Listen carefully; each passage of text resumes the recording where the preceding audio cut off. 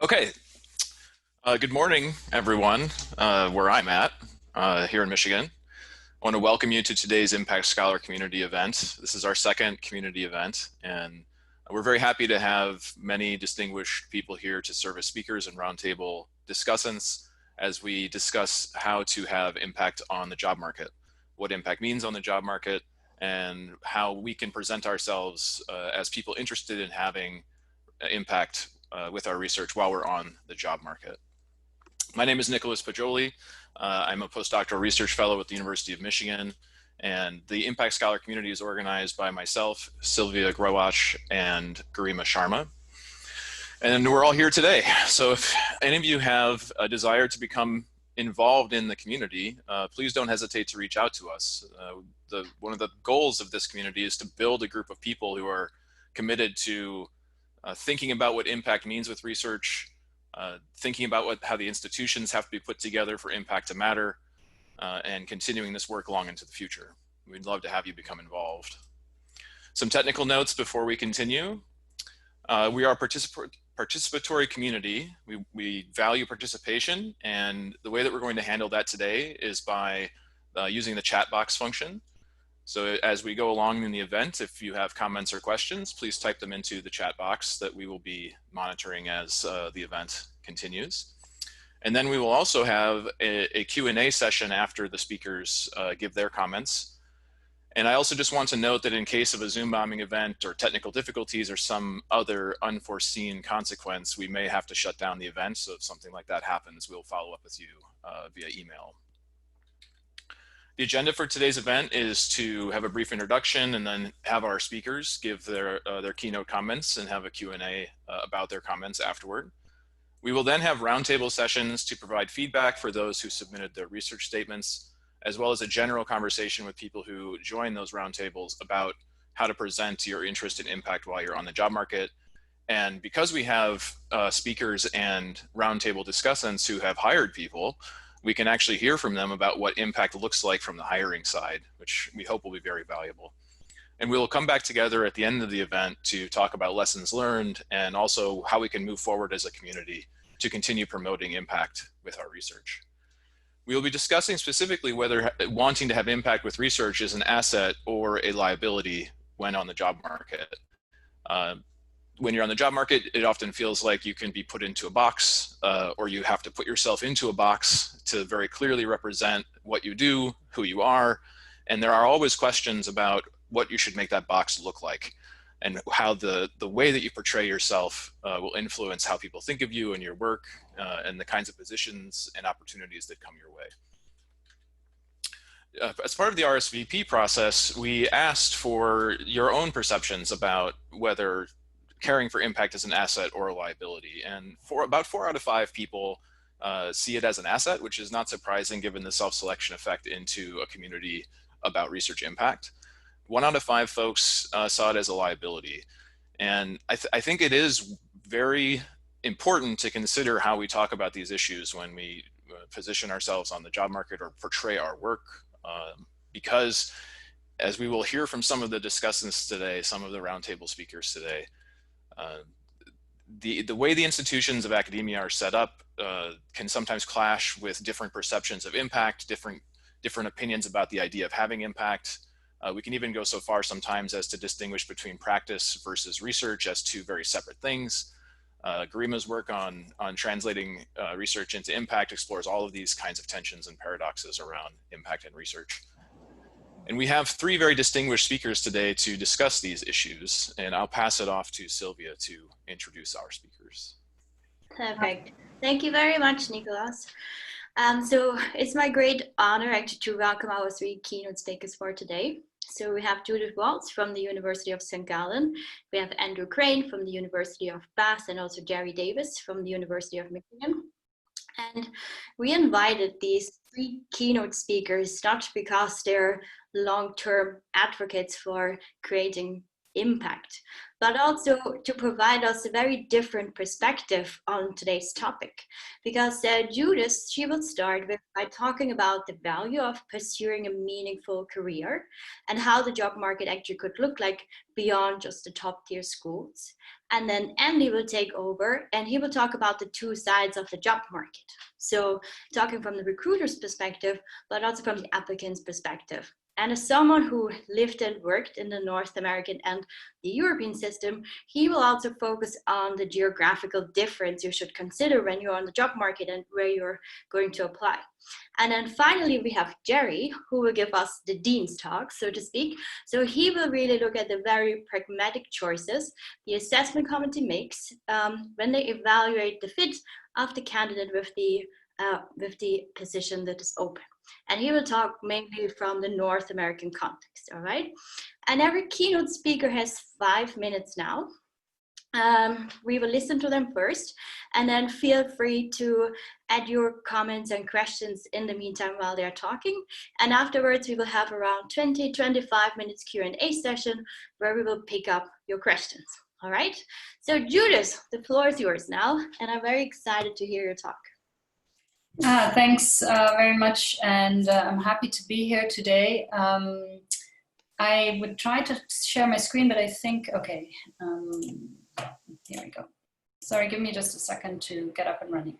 So I'm really, really pleased to be here today, and I thank Sylvia especially for talking to me ahead of time, a long time ago, about this caring for impact on the job market, whether it's an asset or liability. I'm Judith Walls. I'm currently the Chair for Sustainability Management at my institute at the University of St. Gallen, but also the Division Chair of O&E.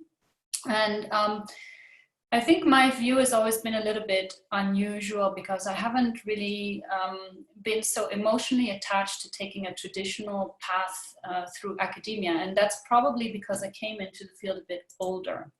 But let's start by kind of taking a little bit of a look of what is impact in business schools. And I feel that what we consider as impact now has kind of changed since I was on the job market many, many years ago. And we can see that this change is happening through various ways.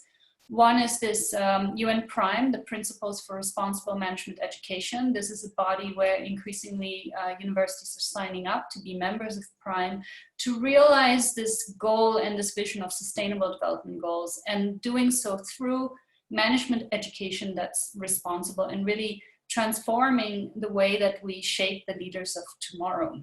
So this is one aspect. We also have newish networks coming up, like the Responsible Research in Business and Management. And this network as well is looking for a 2030 goal where business and management schools are becoming admired for their contribution to societal well-being. So not just this focus on business for business sake, but also business for impact. And then even in very traditional scholarly outlets like the Academy of Management Journal, from one of the editors, Lars Lotihani, quite recently, he wrote a piece on how we're shifting our research, or we should be shifting our research from something that is interesting to something that's important. And so that the problems that we study should be relevant for society, and think about how we positively influence individuals, groups, and businesses. And consider things like future generations. And so the topic of sustainability for me very much fits into this space.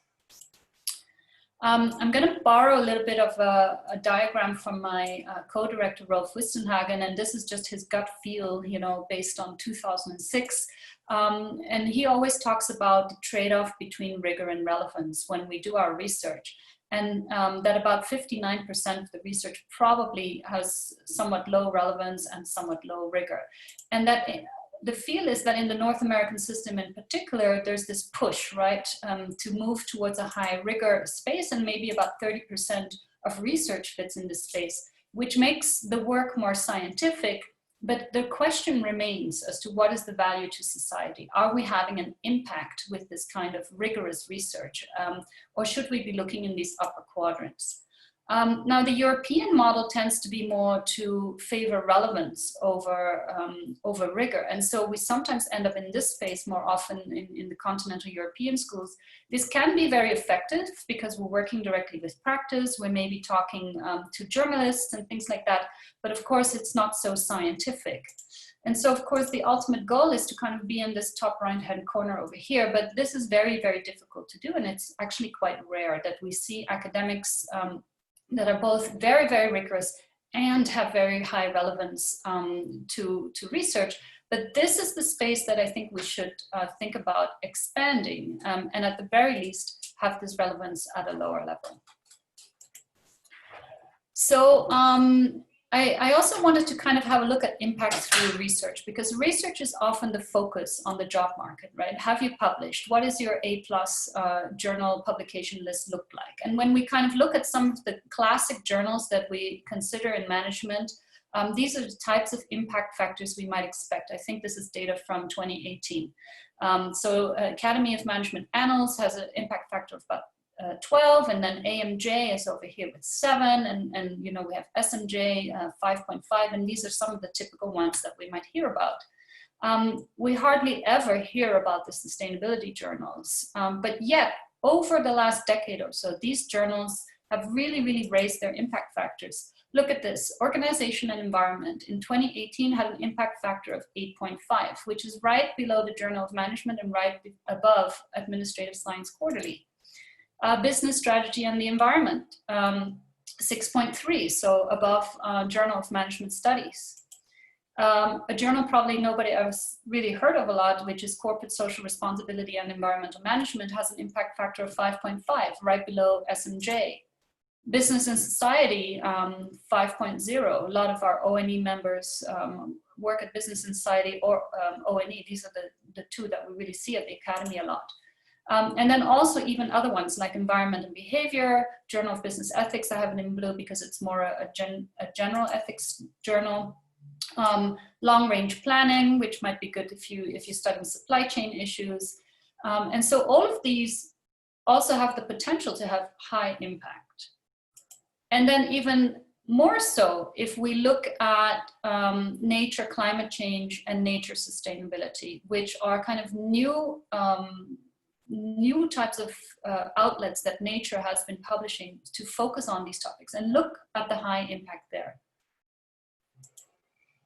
So I think these A+ research publications are really just the tip of the proverbial iceberg. And there's so many other ways in which we can have impact through our research and through the work that we do. And I want to give you a bit of my own example. Okay, so if I look at Google Scholar, my highest cited paper has 519 citations. This is not such a great score. I mean, Jerry Davis, who's the other speaker, has about 1900 for his paper that has the highest citations, and I think Andy has about 2400 for his paper that has the highest citation, but it's reasonable, right?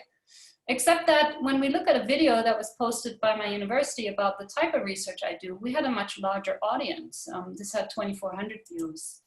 I also did an interview with a local tabloid, and when I put the link to that interview on my own LinkedIn, I had 7,000 views of that, and about 11 very unhelpful comments, of course, because it's a tabloid, so you get all kinds of people commenting. Recently, ONE published a series of op-eds about COVID-19, and mine was published in all kinds of different places. So first of all, we published on a lot of different platforms like ONE, SIM, RRBM, and so on, but also NBS, the Network for Business Sustainability and Medium, CSR Wire, and LinkedIn. And you can see that, for example, you know, we get a much higher readership. So CSR Wire, after 19 days, had about 13,000 headline impressions and about 2,000 actual people that went into the article, which is actually a conversion rate that's very high compared to the benchmark. But sometimes, you know, you're best off just with a cartoon.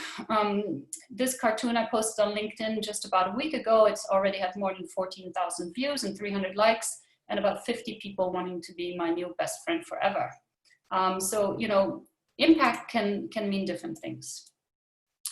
When we look at impact through teaching and student, things are changing there as well. So the World Wildlife Foundation in Switzerland did a study recently, and showed that over the past 2 years, compulsory courses in Swiss universities are starting to include more sustainability topics, especially at these applied universities. My own university has done a survey over the last 7 years, and we see that there's more importance in sustainability in business schools and programs as well. And we even have developed recently a new master's minor. That one was 3 times overbooked, so we had 3 times more applications than we could host students for. So I think the story here is that the world is changing, and that with movements like Friday for Future, we're seeing this new generation, Generation Z, which is our next intake of students that care a lot about impact, which also means that the professors need to start caring about impact. All right, not many more slides to go. I'm sorry, Sylvia, I think you're probably prompting me, right? But I'm the starter and I had all the slides. So I wanted to give you a bit of an overview for how many jobs seek for research impact. So last year, the Academy of Management Placement Services had about close to 900 jobs posted. And I worked out how many of those jobs would belong to the so-called top 100 research schools, right? According to the UT Dallas rankings of research impact. And it's only about 16%. And yet this is typically the kind of career advice that you might get through placements, through colleagues at your school. But I think we should not forget these other 84% of business schools that are looking for people to work for them and that might care a lot about impact. And so only about 2% of jobs that are listed through the AOM placement services are specified for O&E or SIM type jobs, a bit higher if we include ethics, and we have a slightly higher percentage of candidates that identify this way. A lot of people don't put anything. This year it's a slightly more difficult story, I think, for those who are seeking jobs. There's a 30% decrease in job postings and none of them specify O&E or SIM type positions. But I think what we need to remember is that the Academy of Management is still somewhat North American centric, and you can see that 75% of the jobs listed there are also in North America. Of course, we have a lot of universities in that region of the world, so perhaps it's somewhat justified, but you should also be aware that there are these other many potential sources of information for job postings, and a lot of these might list more jobs in places like Europe and Asia Pacific that might have a slightly different attitude towards impact than the North American.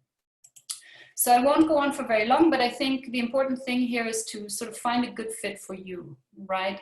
But also consider that it is possible to decouple a little bit. And I know that Jerry and Andy will talk about this a little bit about what does teaching really mean, and your teaching or what you're teaching doesn't have to be the same thing as what you're researching. And so these may be some of the questions that you can ask yourself in the breakout groups when we discuss more. Thanks, Sylvia. I'm done. Perfect. Thank you very much, Judith. I think that was a great start, and don't worry about the extra time. I think they were well spent. So it seems like the chat is not working for everyone. So just if you have any questions, I'm really sorry about it. If you have any questions, just feel free to send an email to us as organizers, and then we will take it from there until we figured out the technicalities of bringing back the chat. All right. So Andy, the floor is yours now. Let's see how the recruiter talks about the job market. Okay, thanks, Sylvia. Yeah, it's nice to meet you all, at least virtually, and thanks for the invitation to talk today. So I'm going to talk a little bit about how these kind of two sides coincide between the recruiter and the recruitee on the job market, and the role that impact plays, and should you emphasize impact in your application, and if so, how and under what conditions. And so the first question I want to ask is really, should you talk about impact in your statement itself? And I don't think there's a straightforward answer to that in many ways, but I think it's something that's worth thinking about. And really it's, I guess for me, the question here is, what is the story that you're trying to tell, right? I think you always need to think about your application as a story. Some people take that a little bit too far and it becomes very creative and perhaps unhinged from reality. But for all of us, it is a story, right? And so what kind of story do we want to tell? And there's different ways of thinking about this, right? On the one hand, you can think about, should I tell a story that I think the hiring school will want to hear? All right, so you try and tell the story that's going to be very appealing to them. Am I trying to tell a story that captures what's distinctive about me and my work? And so it's a matter of showing who I am, and then the school has to work out whether I'm the right person for them. Or, you know, ideally some kind of happy crossover between the two. And some of that will depend as well on the state of the job market, right? As Judith just said, the job market is not great right now. That might mean that a lot of us are thinking, okay, we might need to think more about what the hiring school is looking to hear rather than the story that I want to tell. So how can I tell a story that really captivates the attention of recruiters right now? And I think one thing that Judith was pointing out then, though, is there are risks, though, in trying to promote yourself as somebody that you're not. Not so much because that you're going to end up lying or anything like that, but that you end up in a place which might not be the right environment for you, where your work is not really valued, where there's not really support for the kind of work that you want to do, and it's very hard to move on. So it's important that you get some kind of crossover between who you are and what the recruiter is looking for. So what are recruiters looking for? I mean, it depends a bit on the school, right? But they're looking for high quality journal publications. They're looking for an ability to teach what they need you to teach, right? That's A and B, number one and number two. Then they're looking for something, number three is something that sets you apart, ideally above the other candidates. And then finally, kind of everything else, right? All that other stuff that you kind of pack into your CV. Now, impact is likely to fit into number 3 or 4 there, right? It's unlikely to be the thing that shows that you've got journal publications or you've got this ability to teach. You know, it's going to be this kind of perhaps the thing that sets you above, or perhaps just the kind of everything else, just something to mention on the side. And I've been in hiring committees where it has been that number 3, where it sets people apart when everything else is kind of equal. A commitment to impact might push someone over the line. But the important thing, though, is that it's publications and teaching which are the key things that people are looking for, right? Any recruiter is looking for. So the question is, how do you get impact, if you want it, into 1 or 2, right? Publications or teaching, rather than just thinking about it as this kind of additional benefit. And to do this, really, you know, the second thing really is to think you have to know your recruiter, right? So some schools are simply keener on impact than others. So you need to check on the school, right? Do they promote themselves as being focused on impact? Do they have a campaign of some kind or initiative around impact? We have one at Bath called Research for Good. I know that in Michigan and other places they have these. So, you know, check out the school. Are they committed to impact? Secondly, even if they are, remember what they say publicly may not be the same as what the hiring committee is thinking about internally. Okay, so try and get as much insight as you can on what's going on behind the scenes at any place that you're looking to apply to. Third thing to think about here is that impact research, so research that focuses on having a tangible benefit to society or to practitioners, it's often viewed by many as low quality research from a scholarly point of view, this kind of grid that Judith pointed out. Some people have the perception that it's unlikely to hit any top A journals if you're focusing on impact. So that's an assumption that you might need to fight against. And impact might be more valued in teaching schools than it is in research schools. It might be, as Judith said, more valued in Europe than in North America. So the bottom line here, thinking about it from a recruiter's point of view, is promote your impact credentials with caution, right? You don't want to send the wrong signals, and you want to send as much as you can the positive ones. So find out who's on the committees, find out what they think about impact, and if in doubt, keep it low key. So where should you, my final thing I want to say is, where should you then put your commitment to impact? All right? Thinking about how do you signal this in your application?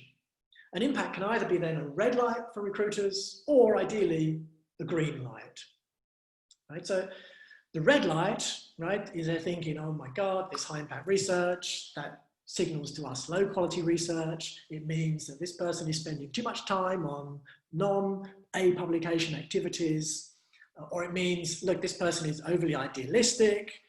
They're not going to be highly productive. They're not going to be great in the classroom because they're too much focused on their own values and what they believe.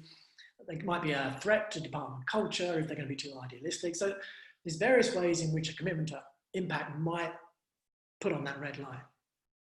So how do you get the green light flashing? So can you use your commitment to impact to signal that you're publishing high quality scholarly work, right? So in general, if we're just using which journal have you published in as a metric for quality, you might want to think about other metrics, right? So Judith mentioned impact factor. You can also think about how many citations has my work had and how good is that relative to what's normal in that particular journal.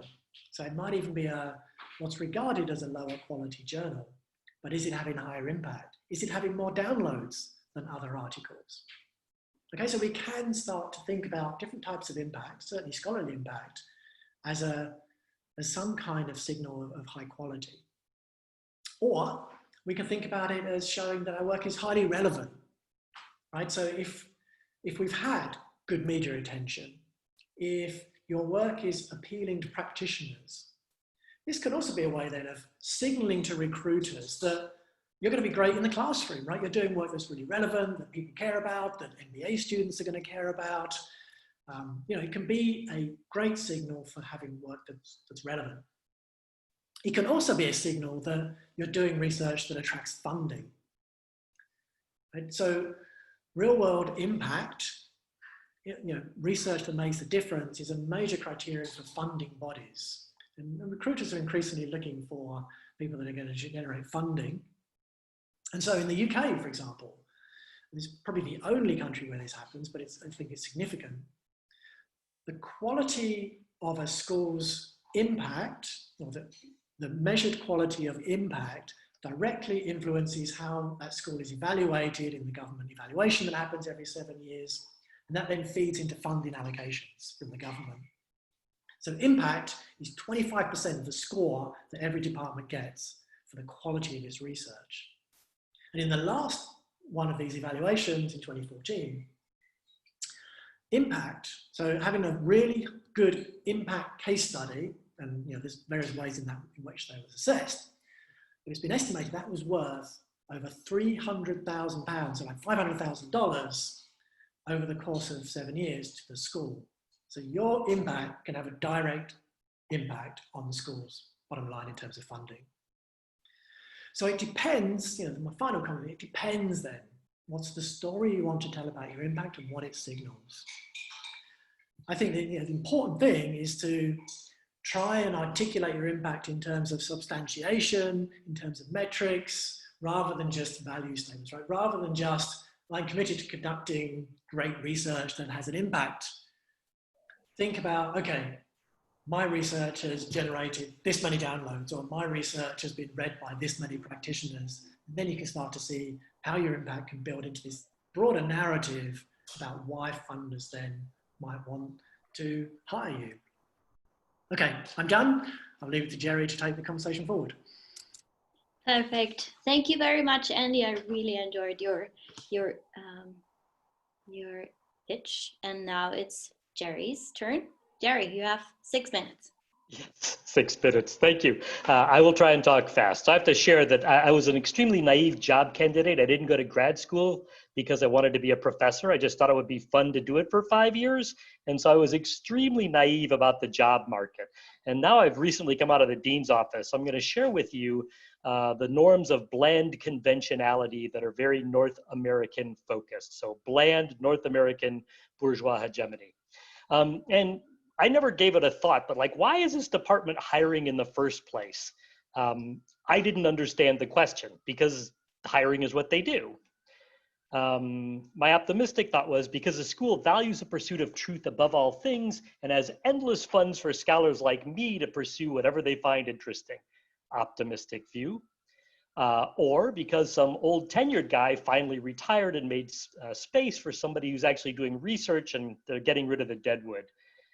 It turns out that the true answer 98% of the time is because there's a teaching need, which was the last thing that I gave any thought to.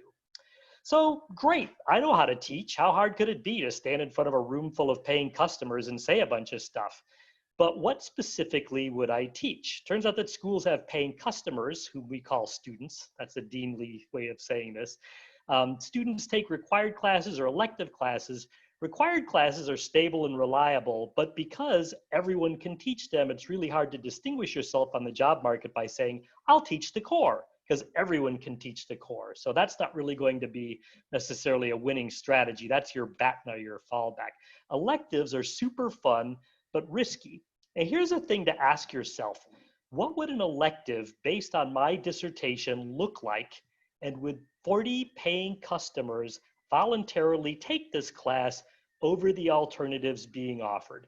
That's a good question to ask. What elective would you teach based on what you know how to do, and would anyone show up for it? It took me 15 years to realize that you actually had to get students to sign up for your class, so that made my life difficult. So how to think like a recruiting committee. What are they thinking when my application goes in? They're asking simple questions. What are we looking for? Who is this person, or what is this person? Are they really good at what they do? That would be the publications thing. And is there a reasonably clear fit? And that sounds straightforward. And it turns out that the dean's office will say, we lost someone who's teaching HR. We really need an HR person. So the department thinks we are authorized to hire a mammal. And then they get job applications in.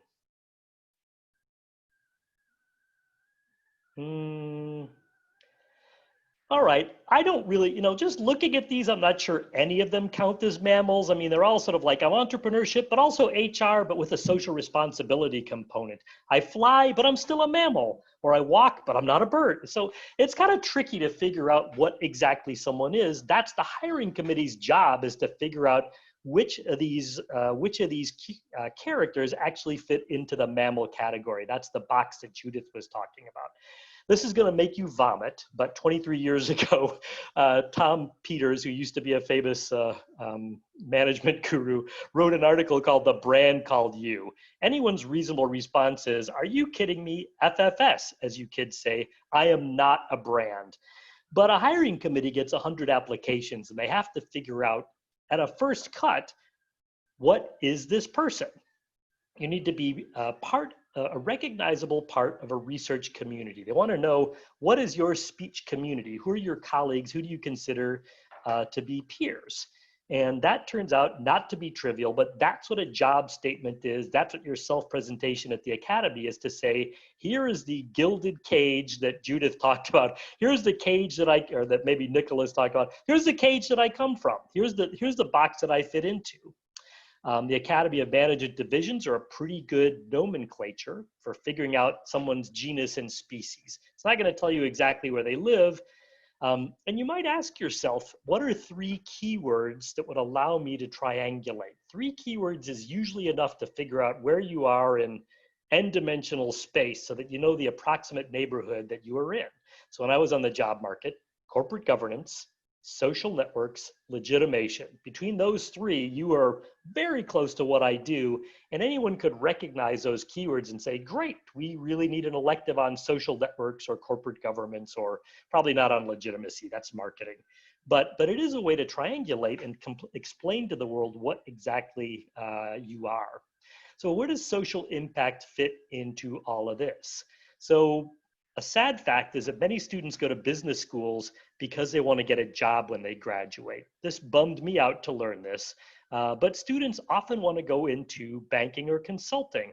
And even when their driving passion is social impact, they find themselves, especially if they're in the United States, they find themselves with $150,000 in debt and say, I was going to work on a trading platform that's worker owned in East Africa, but I need to pay back my student debts. And so I'm actually going to go into consulting or banking. So come in with the best intentions, leave going into consulting and banking. So there is a way to try to square this circle in a sense. So you can think about things like proposing electives on social entrepreneurship, a set of tools that are useful for anybody, but that can draw specifically on ideas about social entrepreneurship, impact investing, urban entrepreneurship. Find something that's not just how to start a nonprofit organization. You'll get no one unless they have a trust fund like at INSEAD or something. Sorry, but find something that normal students are going to want to take because it appeals to their values and also teaches them useful things that they can use in a conventional career. So think about what are the electives that I can teach based on my expertise, and it might not be as far-fetched as you think. So 2 bright spots. Bright spot number 1 is millennials are commies. At least in the United States, everyone under 35 is basically a Bernie voter. And employers a Bernie Sanders voter. So they're basically socialists at heart, even though they're going to business school. And the numbers are quite remarkable. Millennials really are much farther to the left. They're concerned about global warming, racial justice, sexual harassment. I mean, they are really different from their predecessors. That's great. They are the paying customers. We just got to find a way to appeal to them. And the last thing I want to note is that accreditors now love social impact. This builds on something that Andrew was saying, but the big North American accreditor, AACSB, in their new 2020 guiding standards for business accreditation has standard 9, engagement and societal impact. Every school that wants to get reaccredited going forward will have to demonstrate that the school has a societal impact at the local, regional, national, or international level. So in some sense, deans really want to be able to say, I am having a social impact. You can help them answer that. So find electives to teach and demonstrate how your work can actually have that impact and help them meet that standard. All right, thanks. Sorry for talking so fast. Perfect. Thank you very much, Jerry. Actually, thank you to all of you, Judith, Jerry, and Andy. I really enjoyed your presentations. And as I said beforehand, you will all kind of shed different lights on the job market and what it looks like. So we will now have 15 minutes for the Q&A session. So let me start with the first question we have received. So just everyone else, feel free to keep posting your question. So actually the first one we heard, and it might go actually a little bit, or it might direct more Judith's talk at the beginning. It was Fridtjof, I hope I pronounced it correctly, who talked about hiring and how impact and interdisciplinary research might actually be valued. Because you also talked, I remember the table you had where you talked about the different journals, and you also showed kind of the impact the different journals have, and you also shed a little bit light on different disciplines and how they're valued, right? So how can we value interdisciplinarity when we're on the job market? Yeah, so I mean, I think this adds yet another layer of complexity. So coming back to what both Andrew and Jerry already said, that you want to kind of pitch yourself to the hiring committee or the dean of the university. You want to find that box that you fit into, which is already hard enough if you identify as an ONE or SIM scholar, and you sort of have to appeal to something. If you add interdisciplinary research to this, it makes it even more difficult. And the reason I say that is because if those people who are recruiting are looking for publications and impactful publications, and you've published in an area that they know nothing about, they cannot judge this publication. And it also has implications later for tenure decisions, right? So if you have a tenure committee judging your publications and they have no understanding of half of your publication list of where this is, so this is tricky. So it comes back to this kind of sales pitch. I always think, proposal writing for grants is also a sales pitch. You have to know your audience and you have to know how to pitch it to them, and you have to convince them that what you do fits with them. Yeah, that's a very good point. It actually goes back to a question we also received in advance. How can we actually assess a school in terms of impact? So how can we know a school cares about impact? And I think, Andy, you have done a great job also elaborating on this already, because you also present from the recruiter side. So what are actually kind of the key factors a candidate could look out for to know that school really cares about impact and I would be a good fit? Yeah, no, it's a good question. It's hard to tell in some ways. I mean, obviously the website is the place to start, right? So what is the school saying about itself? But sometimes these these sorts of impact conversations happen more through LinkedIn or on Twitter or other forms of social media, where they're trying to have more of a conversation with people in practice. So you need to be a bit of a lurker to some extent, right? And if you really want to be hired by someone, then you need to lurk around and just see what they're talking about and see. And you know, some schools will have something on their website, but they never mention it anywhere else, right? They don't engage with it on LinkedIn or anything else. And so then you can say, okay, it's probably, you know, it might well be a little bit superficial. Or is it something where you can see faculty from that school are, you know, some of their top faculty are clearly doing research, which then gets promoted as impact research. So, you know, look at the faculty, look who the kind of, the people are who are seen as the kind of, as Jerry's saying, the brand of the school, right? So if you think about, okay, who are the people in the school that would really represent the brand of that school? Are they doing impact type of research? If they're not, you know, it's probably, it's something that they're saying for some reason to get, you know, resources from particular stakeholders, but it might not be something that's deep down important at the school. Yeah, I would just want to tag on to what Andrew was saying. The school's website is not created for its current student. It's not created really for the current students, and certainly not for faculty or aspiring faculty. The school's website exists to get applicants to apply to the school. And so it's really got the applicant's eye. It's got the prospective MBA or the prospective BBA student in mind. And not really who is the faculty. So the way that, and it's created by the marketing department, not by the faculty. So it's really created to convey to the world, here's why you want to go to school here. And there really can be a disconnect from what you see on the website to what's going on in the school. As Andrew said, see what they're actually publishing, see what the faculty are really working on. They might have a center for do-gooding, but if it's all sort of adjuncts who are disconnected or retired executives that they're trying to shake down for funding, that's a different thing than this is really sort of where the research is oriented. That's a very good point, actually.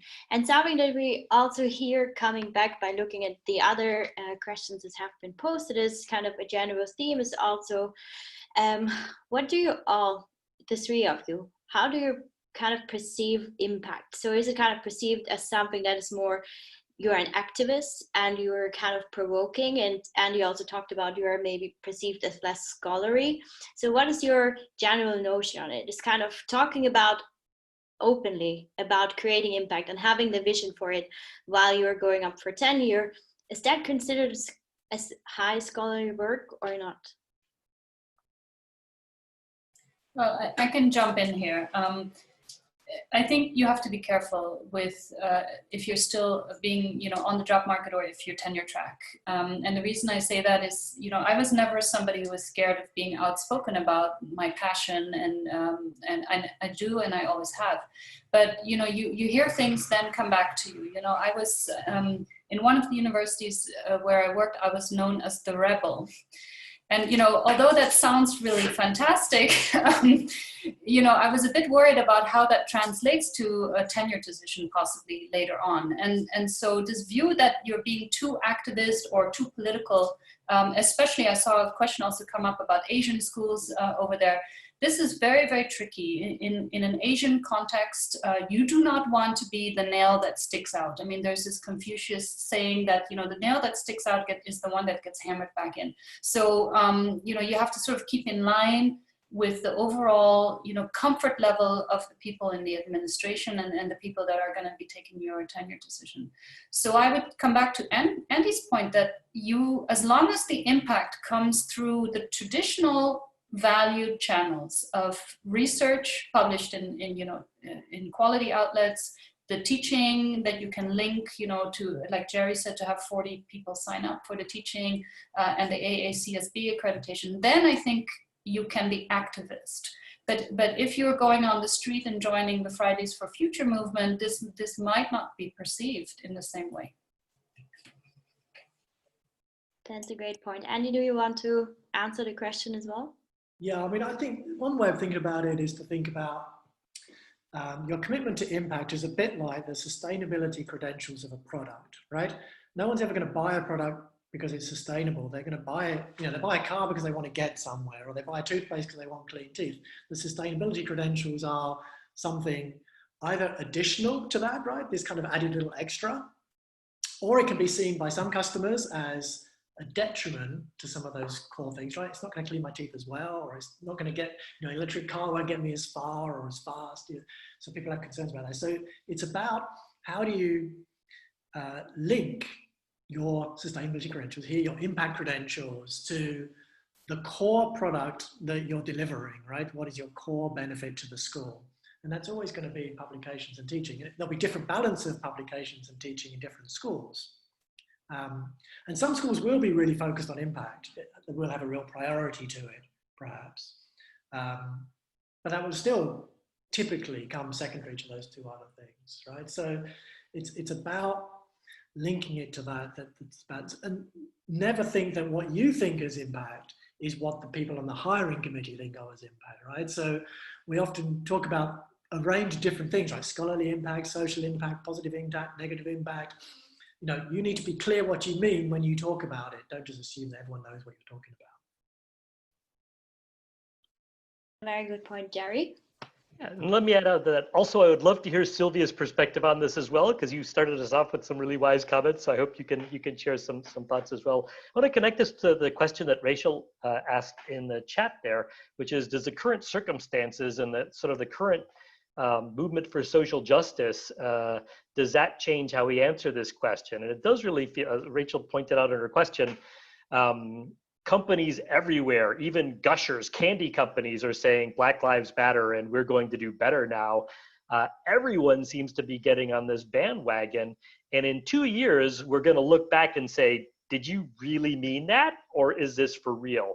And I think that to the extent the schools that are able to say, we want to equip businesses to be better on racial justice as one component of impact, I think now is the time. Like the people that are able to step up, I mean, scholars of color at this moment are now getting 10 times as many calls as they used to, saying, can you head this committee? Can you meet with students? And I think the demands are flooding on on some faculty to address this issue. So now really is kind of an interesting time to be able to say, look, COVID shows we're all in this together. Collective goods are real goods. We're not just atoms making decisions and buying products. We are part of a collective here, and we need to be able to come up with a collective response.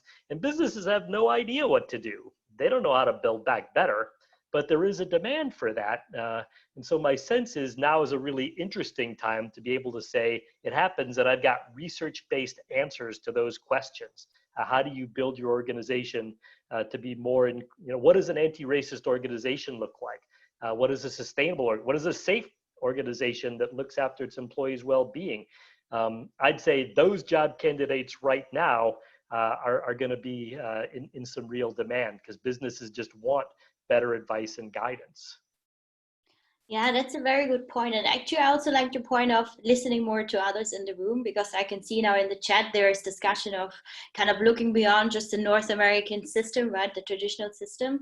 And I would actually like to invite Helen, who is part of the organization Scientists for Future, and who just organized a very excellent PDW at EGOS around activism and the whole question how it's perceived. She's also located in France. So Helen, it would be great if you could kind of maybe share your perspective and also shed light on aspects beyond just the North American system. Thank you, Sylvia. So I would like to precise that I was co-organizing this workshop at the EGOS meeting together with Roulet, who's also present here, and Garima, she was also one of the panelists there. So, but indeed, so from a French business context specifically, I mean, but more broadly from a European context, indeed, I agree with some of the comments that have been made that it's a very different context, specifically from the US, if we use the US benchmark, in that sense that it's much more comfortable.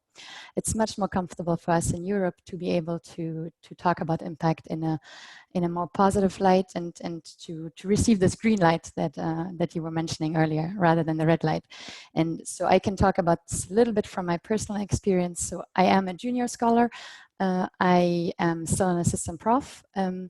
but I'm still very much outspoken, like what Judith said, just because to me life is just too precious and too short to be to be waiting for things. So I mean, my personal attitude to life is that I don't like to wait. I'm impatient, so I want to do things and not wait for tenure to do something, or so that's my attitude, and that's why I've started with this OS for Future movement a year ago, to really try to inspire our fellow academic colleagues to take action on climate change.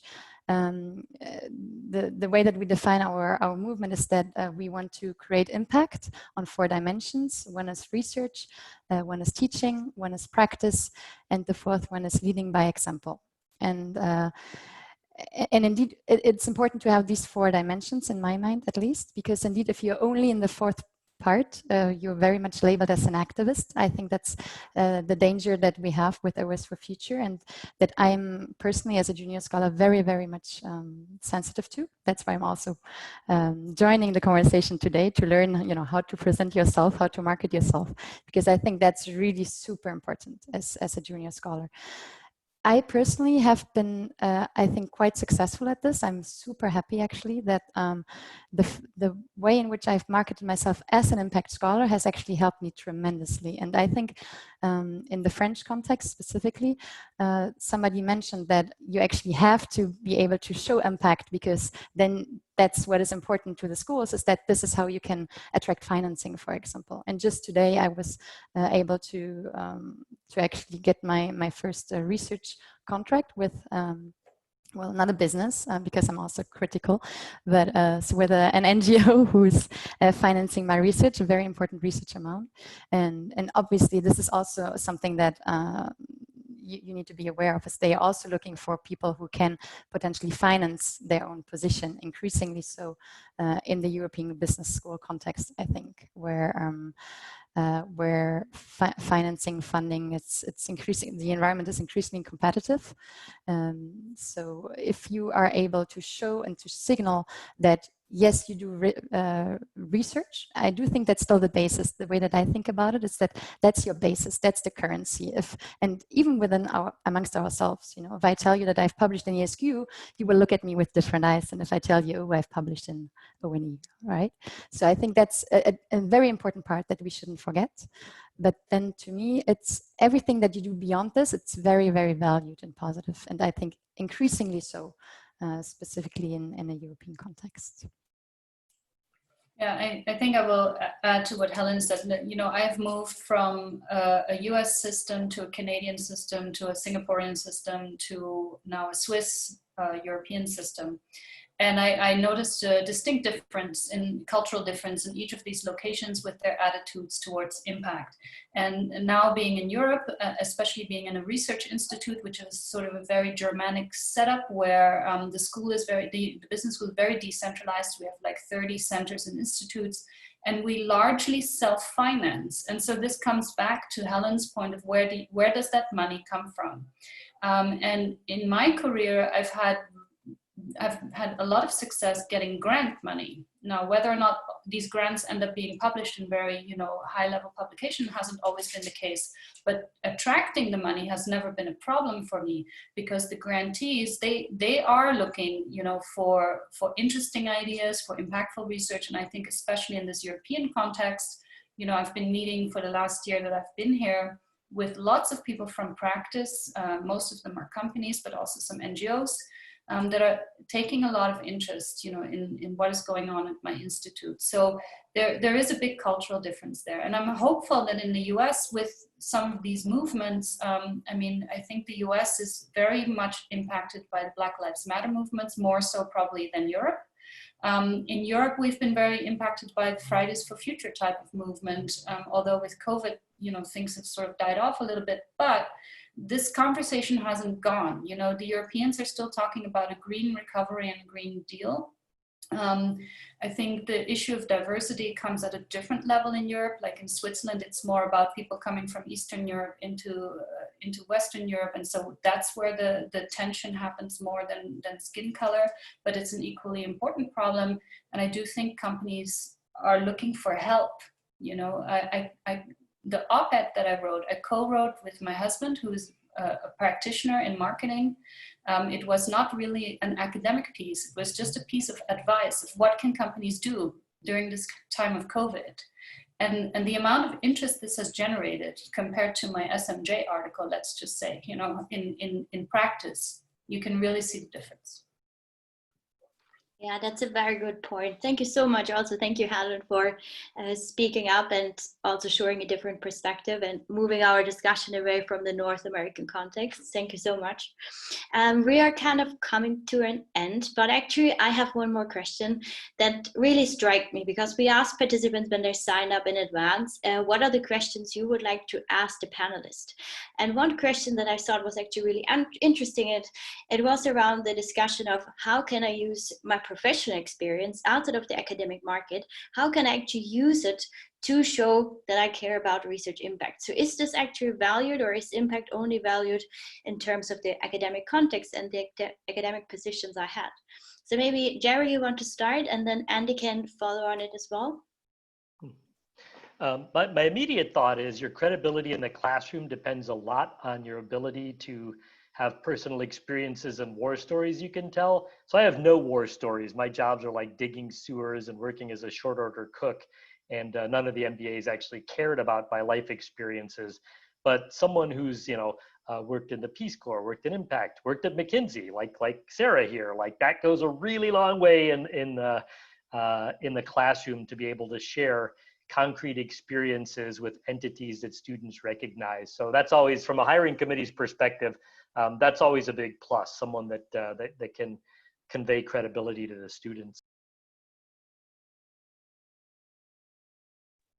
Yeah, it's always quite a challenge, I'd say. I mean, probably the PhD students I've had who have had probably the hardest time getting hired are those that have come in with a lengthy practitioner background, because they don't fit in a standard box often when they leave sometimes. So yes, they can be good in the classroom, but also they have a very different view of who they are, how they fit, what position they should have in the organization typically. They're older often as well. And so it can be a challenge sometimes to recruiters to place them in the right box, because they have typically these kind of very boxy mindsets about, you know, we, as Jerry said, you know, we want a manual, and people who are originally practitioners don't often fit into that box very easily. So I'm not saying people should then rebox themselves, right? Turn themselves into somebody that looks like every other PhD student coming on the market. But it may be a matter of finessing your kind of research statement, your CV, to again show how this experience would add value to the organization, right? Rather than it just being something as a kind of credential that you have. So it's important that, you know, if you can say, look, this is something that means that I can bring in great guest speakers into the classroom. It means that I can generate funding. So I've got all these relationships with organizations. You know, how do you show value with those relationships? Yeah, that's a very good point. And Judith, do you want to also elaborate a bit more on professional or executive education? Yeah, I mean, what Jerry said, you know, I think it is interesting to bring your own experience into the classroom. I only have 7 years of work experience before becoming an academic, but that was still considered old, right? I'm sort of old to be an academic. But now, you know, that I'm teaching more executive education, MBA classes, you know, sort of these kinds of people, it is appreciated. I think that you can sort of understand what really happens in practice. You know, I have sometimes found with colleagues and peers that I've met through the academy who went straight through, and when we have discussions about how managers think and make decisions, how they think managers make decisions very different to how I think managers really make decisions, you know, because I've been there in real life and know how it works. So I didn't show my last slide there, but I do think that sometimes we are in danger of getting stuck in this ivory tower, right? If we're not paying attention to practice.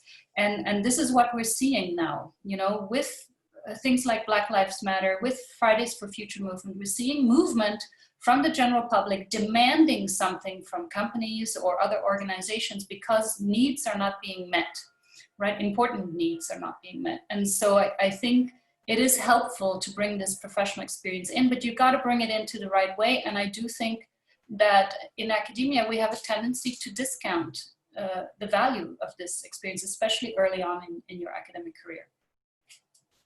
Perfect. Thank you very much, all of you. Unfortunately, we are moving on now to the breakout sessions. I know we have many more questions, and it's so exciting to just listen to you and to learn from you. But I would like to give you a big applause, so to speak, and I would like to ask Nicolas to put up the next slides so that we can talk about the next third of the remaining event. So we will now move on to breakout sessions, because we would also like to give you concrete advices and also give you the opportunities maybe to ask your questions again that you already put in the chat, to maybe ask them in a smaller setup. So we decided that the roundtable discussions, to make them kind of very practical and also hands-on, that we will talk about the research statement, because this is a very important document where you can really show your research interest and where you can shed light on your researcher's identity, and where you can learn how to weave in your impact interests. So we set up 7 breakout sessions, and we asked participants in advance when you signed up to submit your research statement as an example. So you see there are already assigned research statements to groups, but these are just examples. So it's not kind of one-on-one sessions where you just talk about those 2 or 3 specific research statements. They are just examples to move on to have more general discussions, how to write your research statements, and also maybe beyond that, if you have more questions around the job market and your documents in general. So we have 7 groups, and we also invited additional senior scholars to help us facilitating it. So I would also like to welcome Karen Patterson from the University of New Mexico, Sara Soderstrom from the University of Michigan, also Shelly also from the University of New Mexico, Steve Kennedy from Rotterdam School of Management, and also Thomas from George Business School. So thank you all very much for helping us with facilitating breakout sessions. If you're not assigned with a specific research statement, everyone else will be now randomly assigned by Garima to the groups. So within a few seconds, you will be prompted to the next room. If you want to leave, feel free to leave also as well. We have, I just wanted to make an announcement, the next event will be in October. You will receive further information about this. And so, yeah, I really wish you a great time. We are now going to transition to the next part, to the breakout sessions. You have around 20-25 minutes, and then we will see each other again. So enjoy the sessions and enjoy your smaller group discussions. Thank you very much. What I'd like everyone to do is, in the chat, enter one thing that you will change in your job market approach and materials after today's discussion. Just go ahead and open the chat box, type in something that you'll change, and then we will archive the answers and include them in the summary of the event that we will send around. And I will give you a couple minutes here to do this before we conclude the event. Nicholas, as we're waiting, I would also suggest that if anyone wants to share, they can also share verbally as everyone else is typing. Yeah, that's a good idea. So if you'd like to share verbally, please use the participants function and raise your hand. Do we have that? I think we have that enabled, Rima. They should be able to just unmute themselves, Nicholas. Okay, you can also unmute yourself, and if folks start talking over one another, I might step in and say stop and tell someone to speak, but please go ahead and unmute yourself if you'd like to share verbally as well. And as we're waiting for folks to share verbally, I'll just start reading some of the entries into the chat. So highlight 3 key research streams and what key elective I would teach. Talk about publications early on in the research statement. Triangulate my area of experience. Define my concepts in the beginning of the statement. Emphasize the nuggets and takeaways of my research. Talk about being future oriented, as well as describing what they have accomplished. Clarify what motivated my research and what impact my research will bring. I'm seeing a lot of the themes from the discussions I heard being had in the chat. Okay, would anyone like to share verbally something that they are taking away from today's event?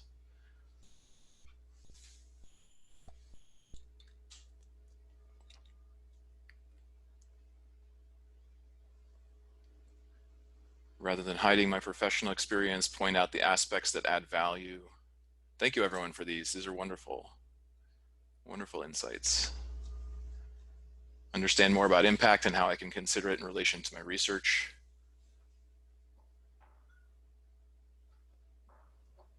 Can I say something? Yes, is it, how do you say your name? Yeah, it's Norwegian. Fritjof. Fritjof. Thank you, Fritjof. Go ahead. It's TH, but it's not an English TH. Sure. So I think what I would like to highlight going forward is the synergy. That it's not that I do either impactful research or like good research, but it's actually like trying to clarify more how impactful research actually makes good research, and kind of like, but also sell it as something that while you're doing good research, you can also have impact. But I just don't like this dichotomy of it's either impactful research or good research. I don't know, that's besides the point. Thank you, Fritjof. I think the dichotomy is something that is challenging for all of us who are interested in having more impact, because in some ways to even talk about it implies that we are making that dichotomy real, and maybe that's not something we want to do. Helen, I see you've unmuted yourself. Do you have something you'd like to add? Yes, thank you, Nicholas, for being so observant. Yeah, because I totally agree with Fritjof that I think that we should go beyond thinking in this dichotomy, even if it is useful. And I thought it was nice that Judith put it on there to show that only 1% of today's research potentially fits in there, but then, I mean, the question is, where does that sample come from? And I do, again, think that in different contexts, this would also look very differently. In different fields, this looks differently. And I would like to make two statements from my side. So first is to contextualize also the business context, because business academia is a very conservative research field. And if you look into others, so with Fritjof, for example, he mentioned technical universities. I mean, different fields, they are much more progressive in a sense, much more innovative and advanced in thinking about impact. So we are really very much lagging behind. So that's the first thing. And then the second thing, now I've forgot what I wanted to say, sorry. Oh yes, to encourage us, exactly. To actually, specifically this dichotomy, it comes from the old management academia thinking to a certain extent. And since this is supposedly a junior scholar community specifically, I think, and I very much thank you for this platform, because I think that this gives us this feeling of being empowered to be able to speak about these things even as a junior scholar, because I think that's something that is very difficult for us as junior scholars, is to be this nail that sticks out and to even talk about these things. It feels already like taking a risk, right? So I think it's super nice to have this kind of platform where you can just simply share, feel empowered, and in that sense, make the new academia or the new academic in the 21st century a reality, thanks to the uprising junior colleagues. Thank you. Yeah, so that's that's what we're trying to do, build a community around these ideas, because it's going to take continued effort. And as we conclude here, I'd like to show how we are moving forward to continue to build this community. First, I want to thank all of our wonderful speakers and discussants for joining us today. Thank you to Judith and Andy and Jerry serving as speakers, Sara, Karen, Shelly, Steve, and Tama for serving as discussants. And thank all of you for joining us today. This work cannot be done by a small group alone. As Helen was saying, we need to have quite a few people working together on this. We'll have another event on October 20th with a time to be announced on translating research. And we would like to invite all of you to join the community. There are multiple different initiatives happening around these issues. There's the Principles for Responsible Management Education, Responsible Research in Business and Management, RRBM, Network for Business Sustainability is working on this, as well as us in the Impact Scholar community. Fridays for Future is doing things around these issues as well. So there's a lot happening. There's work to be done. Send any questions or feedback to impactscholarcommunity@gmail.com, and we have our website at impactscholarcommunity.com, and follow us on Twitter at impactscholarc. Have a great week, everyone. Thank you for joining us on a Monday, and we'll see you again soon. Goodbye. Thank you. Thank you very much, everyone.